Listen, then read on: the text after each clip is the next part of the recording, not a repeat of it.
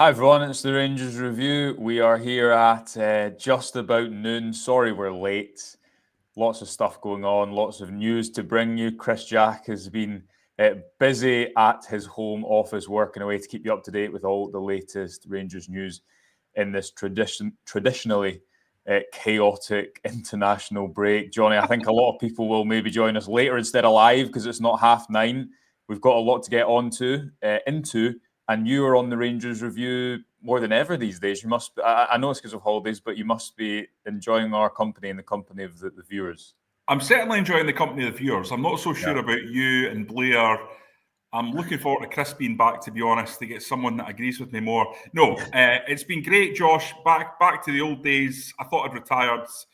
You know, one of those Al Pacino quotes. I thought I was out, but you pulled me back in. So here I am. Bad news for the viewers, but good news for me, I suppose. Yeah, and we can still say to regular viewers of the show, good morning, because for 9 more minutes, it is indeed the morning. Right, Jonny, loads to get into, and I suspect that will be the case right up until Rangers play Dundee United on Saturday.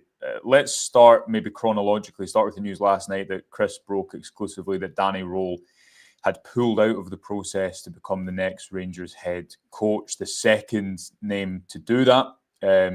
Rangers have been insistent throughout the whole process that there have been a number of people spoken to, a number of candidates, but Danny Röhl having been one of the more serious candidates as we understand it. Similar line, Jonny, the timing was deemed not right for him. We can get into that, but that clearly opened the door and made it more realistic that Kevin Muscat was going to be the next Rangers head coach, as we'd already reported. Now, as we understand, it's not finalised yet, but those talks have accelerated because Rangers are focused on making him their next head coach in this search for Russell Martin's successor. And in the last 20, 30 minutes, the news that we've been working to bring you this morning, Chris reporting that Stevie Smith is set to, at time of speaking and writing, take charge of that game against Dundee United on Saturday. A lot there, Jonny, a lot to digest. Maybe let's start with Saturday's game. This was kind of a growing expectation because of how long this process has taken, but also because of this situation that Muscat likely wants to finish winning the league in China before he comes over. Are you surprised at it? And what do you think the implications might be of this interim team taking charge of Dundee United? And we'll see for how much longer and how many games after that as well. I think that I'm surprised, obviously, that Rangers have taken this long to find a manager. If you told me on Sunday that this would be the case, I wouldn't have. The Sunday that they sacked Russell Martin, I don't think I would have quite believed it. But here we are in the here and now. They had the scenario with Steven Gerrard, which was unfortunate to say the least, and it leaves Stevie Smith in charge. I would say that the most important thing, the number one thing on the list, is to get the right man in. Yeah. I do believe, and again, happy for this to be clipped up down the line if it goes wrong, that there was 3 good candidates for Rangers and Kevin Muscat was one of them. So there's a lot, I think, to be happy about if this does indeed go through as we expect it to go through. I think at this stage, you've got to caveat everything about Rangers at the moment, Josh, as you know, because we've already seen how things can fall apart even when they're quite far down the line. Yeah. But ultimately, if you look at the kind of football that Russell Martin was promising, and you look at the kind of football that a Muscat tenure promises, they are in alignment. The players that have been brought in to fit that Martin model that he could not deliver, they should be able to fit the Muscat model. So in some ways, of the 3 names that I talked about, if you're wanting a continuity candidate, Muscat was actually the best choice. I think he ticks a lot of boxes, and I think it's an appointment that the Rangers fans can be excited about. There's no doubt it's also a gamble. He's had successes in far-flung climes, China, Japan, Australia. It's a different style of football over here, but he has played for this club. He has played in this league. He knows the UK very, very well. I think there's a lot of things that Kevin Muscat has on his CV that suggests he can be a very, very good Rangers manager. Sometimes things don't work out when they should, but I don't think you could criticise the club for going down this route. I think this is a route that in the end is right in a lot of ways. Let's get some comments, because I agree with you, and I also think I simultaneously disagree. Welcome to John Mills, who's a new YouTube member. Thank you for joining, John. A reminder, this video, I should say, is brought to you by our sponsors, Willows Fencing. If you need a new fence, if you need any work done, no job too big or small for the Glasgow-based family-run company, over 20 years experience. All the relevant links to that are in the description and on the ticker below. Comment here asking, will Stevie Smith be in charge until Muscat arrives? And people can go and read the piece that Chris has put out, but working understanding is that an interim structure, this is all very fluid at the moment, and things can change because of the nature of it. And that's my complaint on this, Jonny, which I want to put to you. I don't think it's a definitive timescale at the moment, because if Muscat wants to stay until the league is won, that's different to when the season is finished. Rangers obviously have some big games coming up even before the next international break. So many questions and so much is still up in the air. There will have to, of course, be official communication, Jonny, soon, because there's a press conference that has to take place tomorrow, and there's the small matter of that game on Saturday too. This is my complaint with it, Jonny. I agree with you that I think if we speak about Rangers wanting to have a club DNA and stick to a similar idea and got kind of twist and turn in their trajectory, go for different managers with different styles, go from a head coach to a manager, then I think Muscat was the clear and obvious choice. However, my question would be, why wasn't he more of an option in the summer? Because our understanding is that he wasn't. Now, I know he was starting halfway through the league with Shanghai Port then, but he wasn't close to a title as he is now. So I'd suggest that he'd have probably been more likely to leave at that point than this point.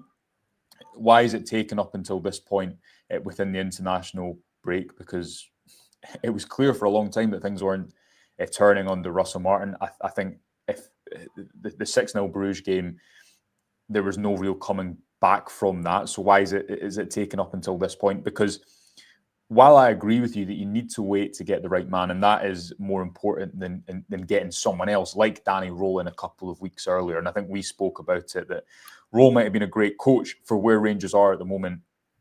I just feel that the situation would have eaten up almost any 36-year-old coach in the entire world, regardless of his very credible credentials and the job he did at Sheffield Wednesday.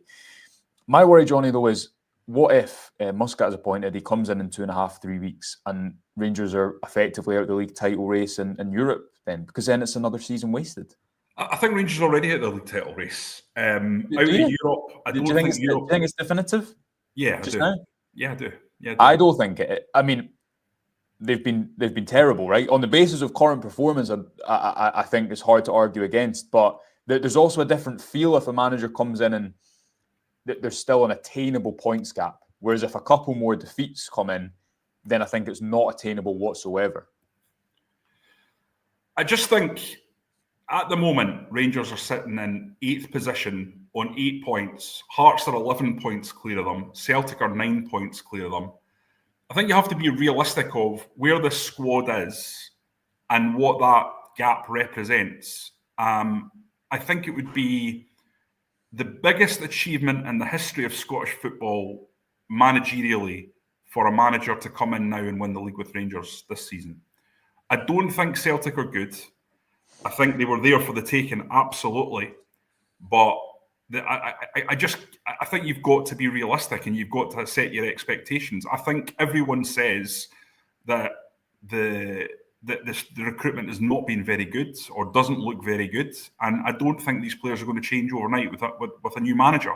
Yeah. Some of them will get better, but I think there has to be an understanding of context here. And I'm sorry if people don't like that, but that's my genuine, honest opinion of where Rangers are at the moment. I think that the target has not to be thinking about titles, but starting to put together a winning run and see where that takes you.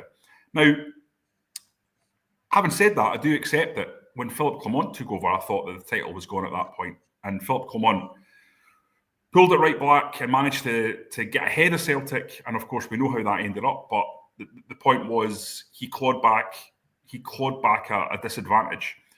But you don't claw that back doing anything other than taking it one game at a time. And that's what Kevin Muscat has to do when he gets into the position. A lot of it will depend in terms of the rest of the season and how much Rangers are willing to spend or willing to generate in January, which will allow the squad to be reshaped. But I genuinely think a lot of work still needs to be done on this squad. You look at the imbalances all over the place, left back, issues at centre back, issues in terms of is there enough goals in this team with the three strikers that they have currently? Certainly think Miovski will answer that. I'm not convinced by any of the players that potentially play on the right side of that Rangers attack, if there's going to be three strikers or three attackers. So I think there's a lot of issues that need to be resolved by a new manager. That's for certain. And that's on Russell Martin and the people behind Russell Martin, if that's the case. Now, that's my honest take. I might be wrong. As many people will say, I've been wrong before. So it's a really, really tough challenge. Now, this is not ideal. There's absolutely no doubt this is not ideal, this situation with Kevin Muscat. But I tend to think if this is the right choice over the next 3-4 years, it's worth taking the hit now. It's fraught with difficulty, Josh. It's a gamble. That's the reason I wanted Gerrard first, McInnes second, and Muscat third. But it looks like it's the choice that it's going to make. And I genuinely think if we're talking about character being one of the most important aspects of a Rangers manager, needing character, needing leadership, I don't think you can expect him to walk out on a club 4 games before the end of the season when they're leading in a title race. And I actually don't think you would want him to do that because it sets a precedent of what could happen down the line for Rangers. I get that. I just think, so Rangers have Dundee United, they have Brann and they have Kilmarnock. I think it's Hibs, and someone can tell me in the comments. I don't know if it's the semi-final that weekend or the weekend after that. I just think it's so framed by the circumstance because if this all gets over the line, Muscat is the man who is next in the Rangers dugout, and he comes in after Stevie Smith or whatever interim structure eventually it unfolds over those next 2 weeks. If he comes in and they've won a number of games, then I think that argument weighs out. Yeah. If he comes in and the results have continued to dip, the mood has continued to dip, then I think you're looking at it and saying, is this another error of timing? Because while I agree with you, it is obviously of paramount importance to get the right man for the next 3 to 4 years. You've still got to zoom back holistically and look at it and say, the clocks haven't even gone back. Rangers have had a 20 million net spend, and you're talking about them being out of the title race. Now, Hearts play Celtic next weekend. If they draw and Rangers win, what is it, 11-9 you said at the moment? So it could go to 9-7. Listen, I don't want to labour on this point, but I just want to be realistic based on what we've seen from Rangers in the league this season. Yeah, and fair. Can it be as catastrophic as it was under Martin? True. No, but can we expect a complete and utter turnaround on the basis of one man? Yeah. I mean, I would expect it to get better and a lot better. But I also think there needs to be an element of realism about what's available. And look, the game that you're mentioning there that I think is of absolute importance is obviously the League Cup semi-final, because if you can win that game, you really can change the mood music. And as I've said already, I don't believe the Celtic side are great shakes. I think this is the worst Celtic team in many, many a year. So I think in a one-off game, given that Rangers were better than Celtic over the games that they played against each other last season, there's a real opportunity there to win that one. And yes, not having the manager there is an issue. But it could be that Muscat can go and win this title in the next 2 games and get in here a little bit earlier. So, Josh, I don't think there was any easy answers to any of this, and that's the problem. Danny Röhl might be a brilliant coach, but I've watched his interviews and I know he's going to get eaten alive if he comes to Rangers right now in these circumstances. It might be Danny Röhl's a live option after 3 years or 2 years of Kevin Muscat when he's turned it round. But right now, it's just not. So that leaves you with candidates like, I think, Gerrard. And they went to Gerrard and they couldn't get an agreement. McInnes, we all know as I've said before, that he's going to be really, really difficult to get out of Hearts, and it's going to be really challenging to get him in. And there's still a lot of people that aren't convinced by McInnes. So who else is there in Scotland? You look at someone like Robinson, Stephen Robinson did a brilliant job at St Mirren, but to go from St Mirren to Rangers, it's like going from a corner shop to the biggest Tesco in the country. It's a totally different skill set. And you know, I think you need to make that jump from St Mirren to a Hibs or a Hearts or an Aberdeen and then to Rangers, or from St Mirren to a championship club at the lower end where you do well and then to a Rangers. It's too big a jump, that, for me. The media scrutiny is too big. Everything that goes with the club's too big. So I just don't believe that. After that, you're talking about people from down south that they've interviewed, people like Ole Gunnar Solskjaer, people like potentially like a Michael Carrick. And again, I don't think these names are any more or less impressive than Russell Martin, and he wasn't good enough. Yeah. So in terms of all these potential options, to me, even with this problem that you are rightly highlighting, and I don't disagree, I think Kevin Muscat is the best choice. Yeah, no, well articulated. Macca saying, should we bring Neil McCann in to prepare the team before Kevin Muscat arrives? And I think the issue with preparing any team, Jonny, is that Muscat's going to come in with, and we'll speak about this and continue to speak about it, but he would and will come in with his own ideas and quite a specific game model that's similarities to Martin, but also differences. And I just wonder for the team, we don't know, and we're not privy to the type of work that Stevie Smith's been doing on the training pitch this week. Maybe just simplifying things will help the team. But I almost think you've just got to tread water in that period until the new idea comes in, instead of trying to bleed in almost like an idea in the middle ground, if that makes sense. It's 2 words. Just win. That's it. Oh. Yeah. That's it. But then it's easier said than done, isn't it? Because but this is one of these ones where I agree with you, process is important, but these are one of these situations, these games where Rangers have to be set up for pragmatism. Yeah. And the pragmatism is win at all costs. How's the way you set up to win these Scottish football games with the players that they've got? I don't think Neil McCann is going to be in a very easy situation, that's for sure. Because does he go in and try and do that? Or does he go in and start to lay the groundwork for when Muscat comes? The problem is Neil McCann's always going to be a diet Muscat. He's not Muscat, so he can't be Muscat. So he starts to lay the groundwork for the philosophy, and then it doesn't work. People are going to make judgments on it before Muscat's even arrived. Yeah. So it's fraught. It's absolutely fraught. But if you feel like you've done the due diligence and you feel like you've spoken to all these different people that are available or that could be gotten, and Kevin Muscat's the best, and I think there's an intelligent strand of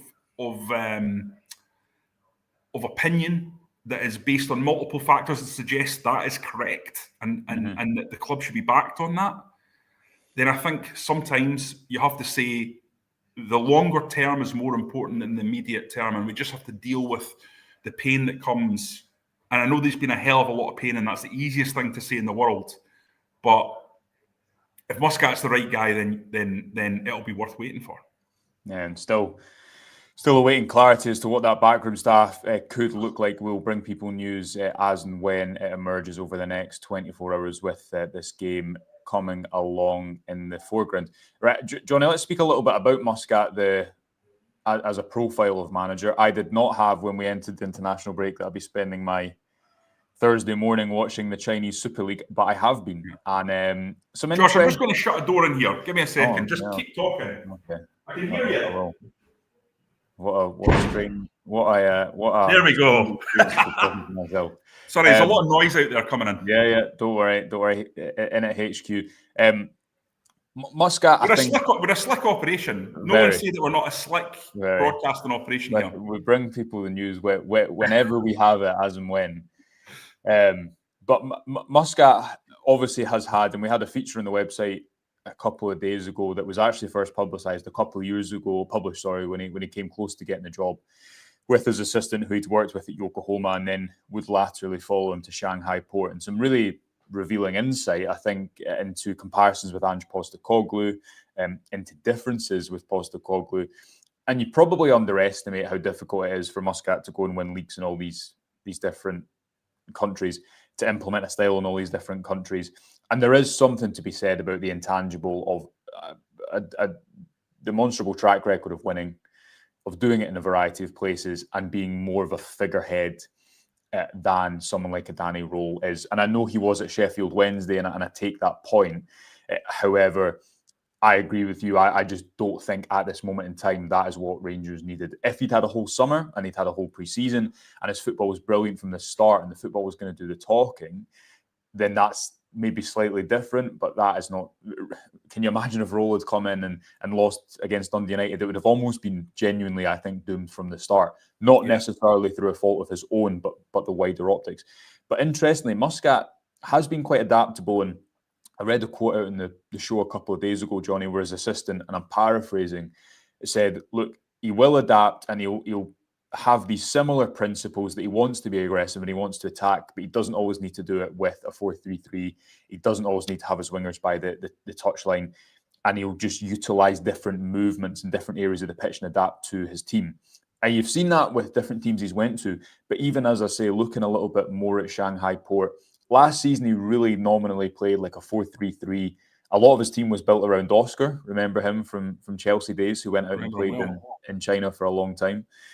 But this season it's changed quite a lot, and they've been more of a 4-2-3-1, not really using inverted fullbacks in the traditional concept we might think of. And this is something that Russell Martin spoke about too, but effectively using your wingers and fullbacks as interchanging right throughout the game, instead of having more fixed inverted fullbacks, number 8s and wingers. But also he's changed to a back three in quite a lot of games as well, especially in big games. Vissel Kobe beat them quite comprehensively in the Asian Champions League about a month ago, I think, maybe a couple of weeks ago, and they played a back three then.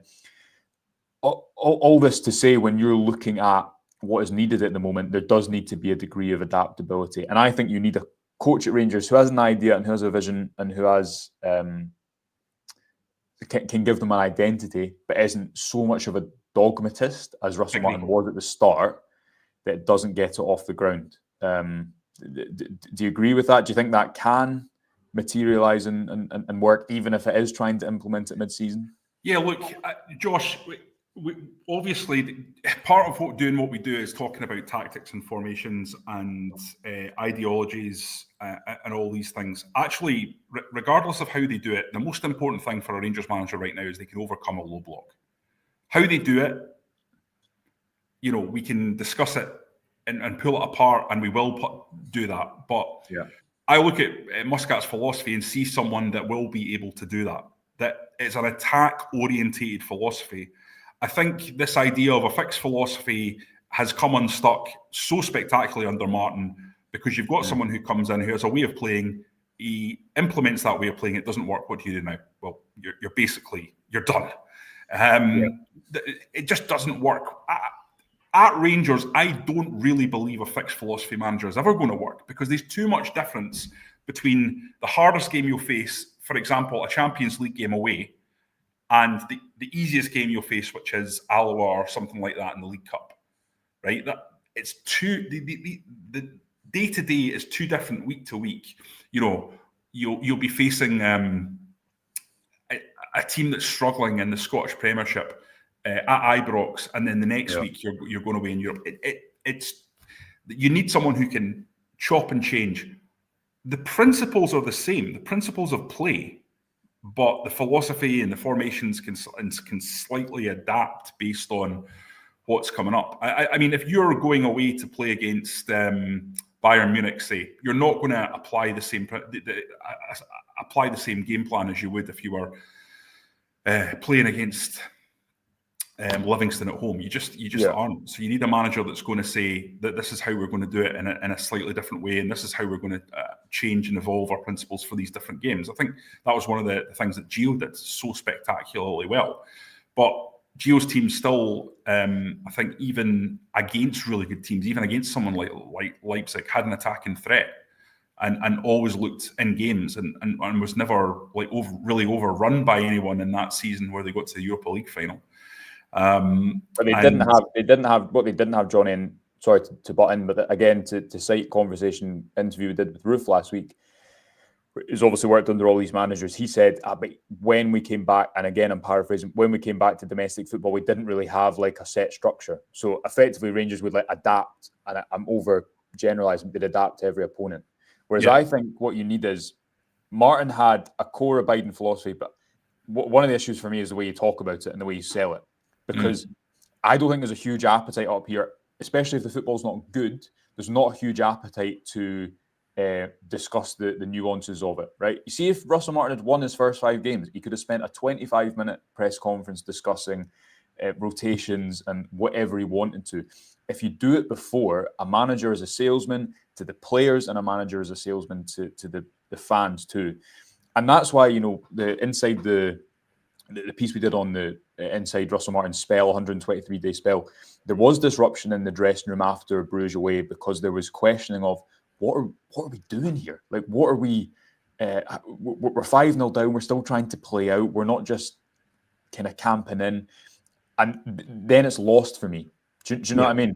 Whereas I think what Muscat would have, the slight difference to Martin is I think Martin was more about control than attack.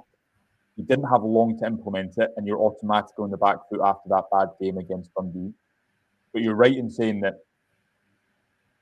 the different terms mean different things to different people, right? And a philosophy manager and a not philosophy, what do all these things mean? I think to be successful at Rangers, something's going to give. You might be good in Europe, but not as good domestically, and that's what's happened, I think, with Van Bronckhorst and Clement in particular. But let's not forget what last season was like. Even before we talk about Rangers breaking down a low block, just having control of games. They've had no control of games for about 2 years. The difference between the chances they were creating and they were conceding under Russell Martin in those 7 games was almost right in the middle at 0 if you look at the expected goals.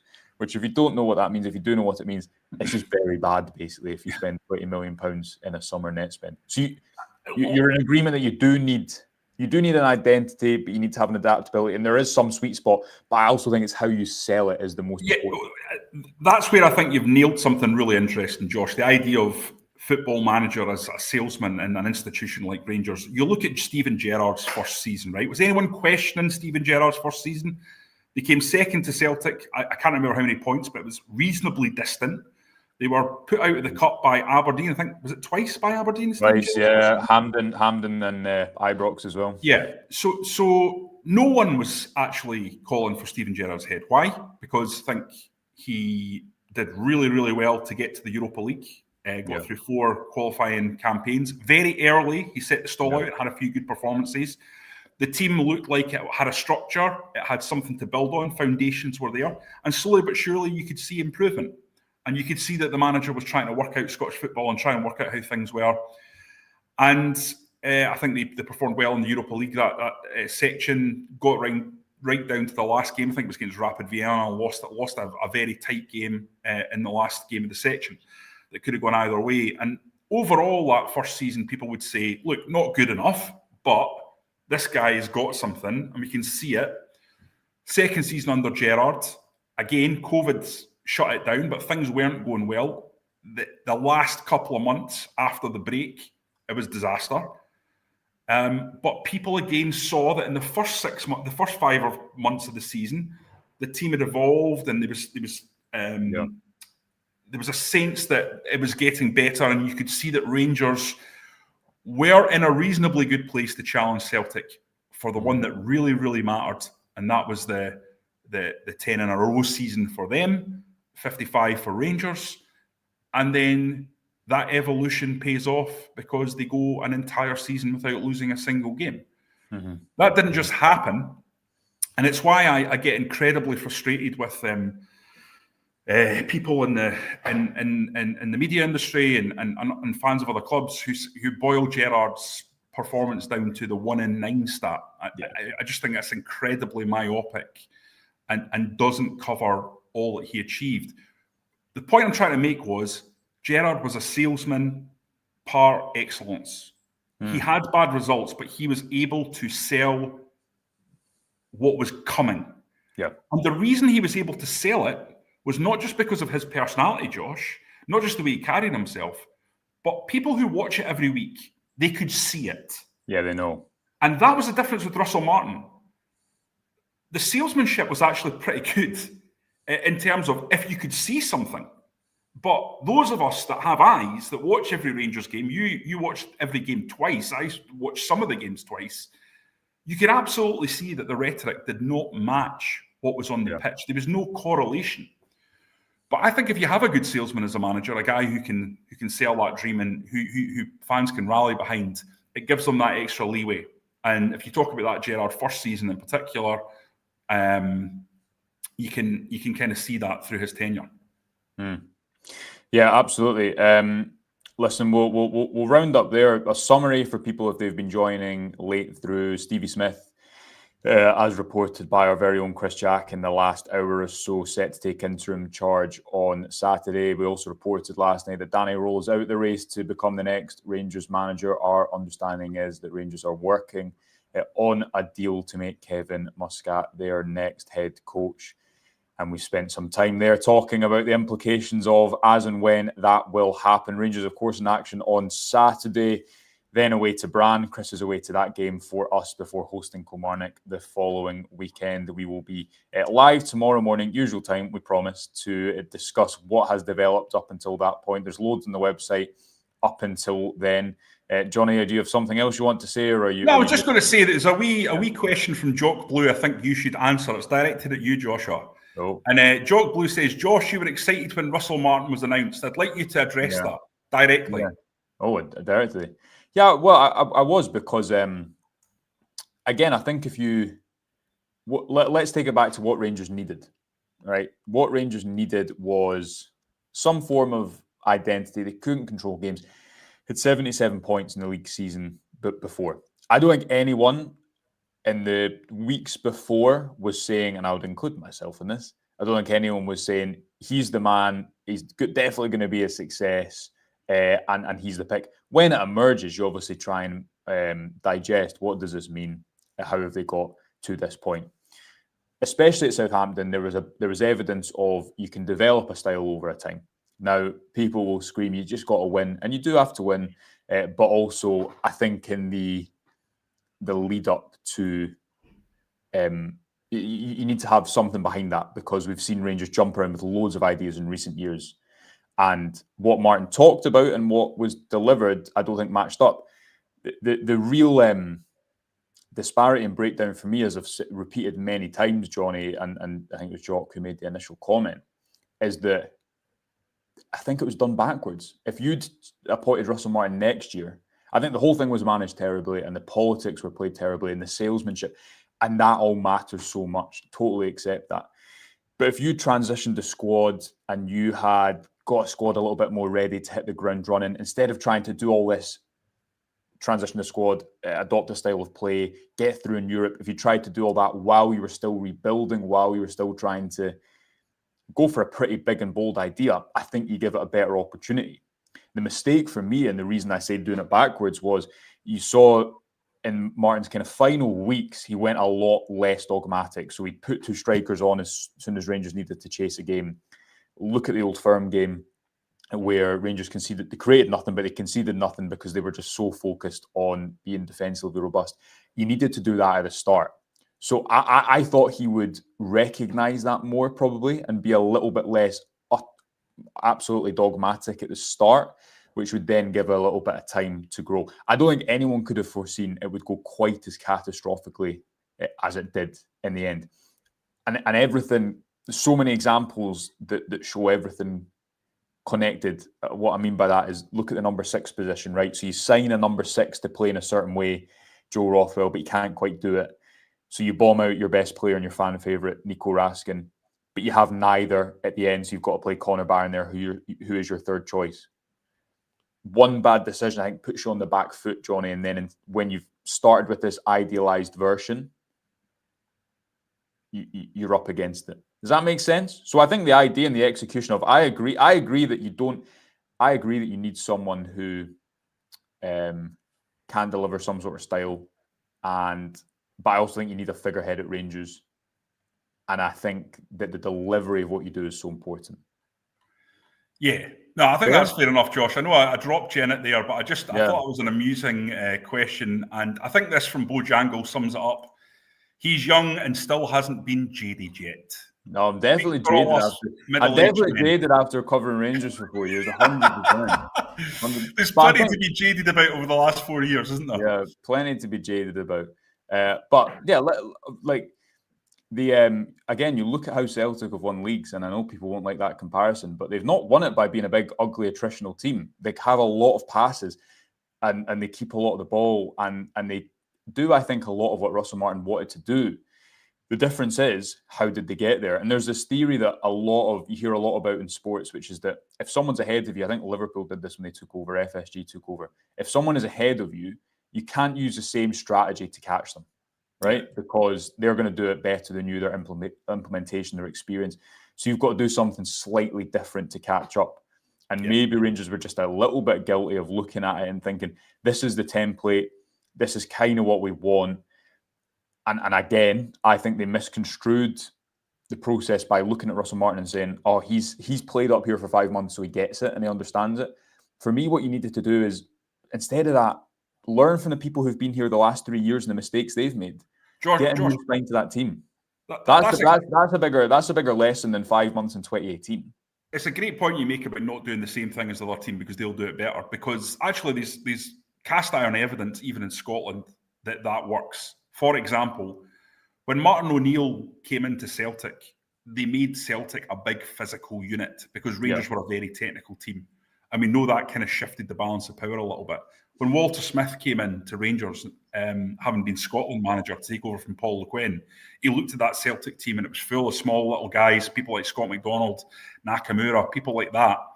And Walter Smith implemented a much more physical Rangers and ended up with not only a Europa, it was a UEFA Cup in those days, final, not only 2 cups in that same season, but then he went on to win 3 league titles in a row with a much more physically powerful Rangers.